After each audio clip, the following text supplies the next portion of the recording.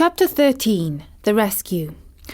Dorothy has escaped the Wicked Witch of the West by throwing a bucket of water over her and set the lion free from the cage. The Scarecrow and the Tin Woodman are still yet to be saved, but Dorothy can call upon the service of the Winkies, who were once slaves under the Wicked Witch. Let's see if they can help her. The Cowardly Lion was much pleased to hear that the Wicked Witch had been melted by a bucket of water, and Dorothy at once unlocked the gate of his prison and set him free. They went in together to the castle, where Dorothy's first act was to call all the Winkies together and tell them that they were no longer slaves.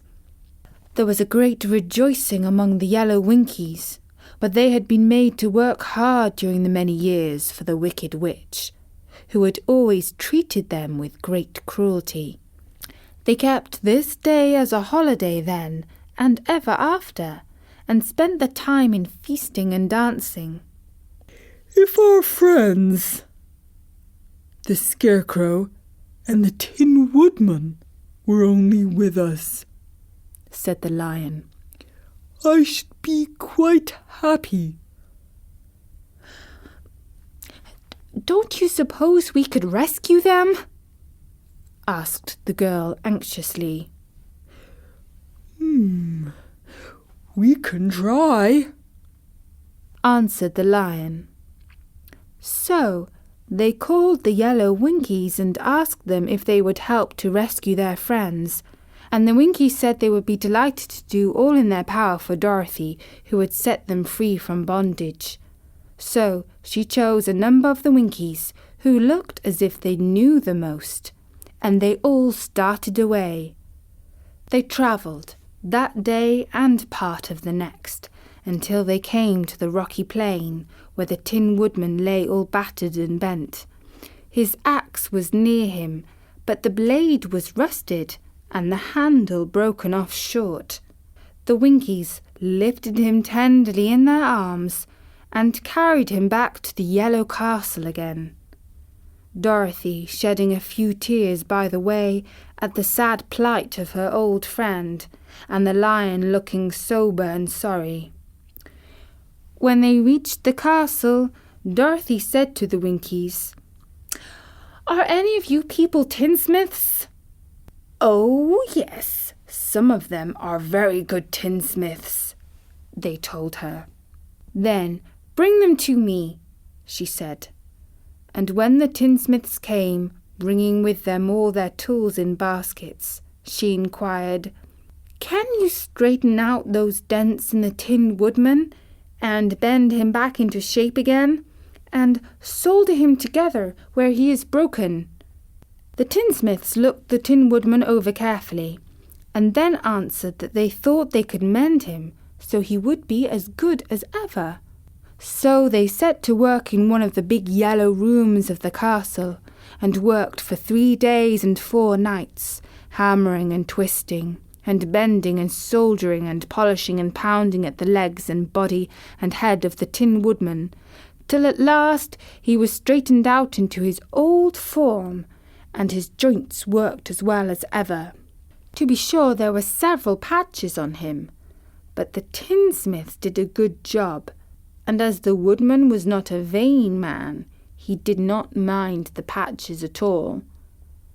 When at last he walked into Dorothy's room and thanked her for rescuing him, he was so pleased that he wept tears of joy, and Dorothy had to wipe every tear carefully from his face with her apron, so his joints would not be rusted. At the same time her own tears fell thick and fast at the joy of meeting her old friend again, and these tears did not need to be wiped away. As for the Lion, he wiped his eyes so often with the tip of his tail that it became quite wet, and he was obliged to go out into the courtyard and hold it into the sun until he dried. "If we only had the Scarecrow with us again," said the Tin Woodman, when Dorothy had finished telling him everything that had happened. "I should be quite happy." "We must try to find him," said the girl. So she called the Winkies to help her, and they walked all that day and part of the next, until they came to the tall tree in the branches of which the winged monkeys had tossed the Scarecrow's clothes. It was a very tall tree, and the trunk was so smooth that no one could climb it. But the Tin Woodman said at once, "I'll chop it down, and then we can get the Scarecrow's clothes." Now, while the tinsmiths had been at work mending the woodman himself, another of the Winkies, who was a goldsmith, had made an axe handle of solid gold and had fitted it into the Tin Woodman's axe instead of the old broken handle. Others polished the blade until all the rust was moved, and it glistened like burnished silver. As soon as he had spoken, the Tin Woodman began to chop, and in a short time the tree fell over with a crash, when the Scarecrow's clothes fell out of the branches and rolled off onto the ground. Dorothy picked them up, and had the Winkies carry them back to the castle, where they were stuffed with nice clean straw. And behold, here was the Scarecrow, as good as ever, thanking them over and over again for saving him.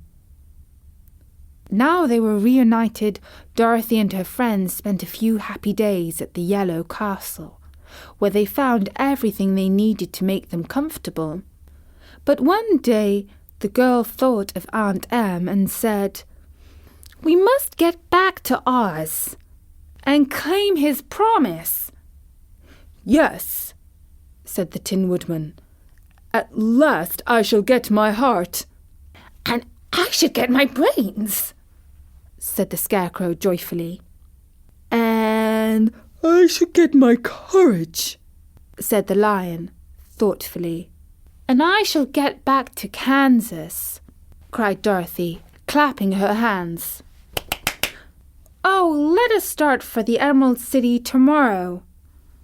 This they decided to do. The next day they called the Winkies together and bade them goodbye. The Winkies were sorry to have them go, and they had grown so fond of the Tin Woodman that they begged him to stay and rule over them and the Yellow Land of the West. Finding they were determined to go, the Winkies gave Toto and the Lion each a golden collar, and to Dorothy they presented a beautiful bracelet studded with diamonds, and to the Scarecrow they gave a gold-headed walking stick to keep him from stumbling, and to the Tin Woodman they offered a silver oil can inlaid with gold and set with precious jewels. Every one of the travellers made the Winkies a pretty speech in return, and all shook hands with them until their arms ached. Dorothy went to the witch's cupboard to fill her basket with food for the journey, and there she saw the golden cap. She tried it on her own head and found that it fitted her exactly.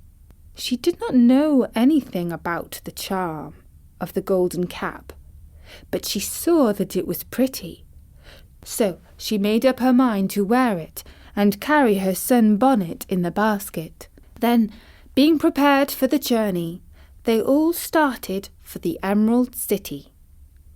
And the Winkies gave them 3 cheers and many good wishes to carry with them. And that was the 13th chapter of The Wizard of Oz. And so, with the help of the tinsmiths, the Tin Woodman and the Scarecrow have been rescued. What great teamwork! In the next chapter they encounter the winged monkeys who are under the power of the golden cap.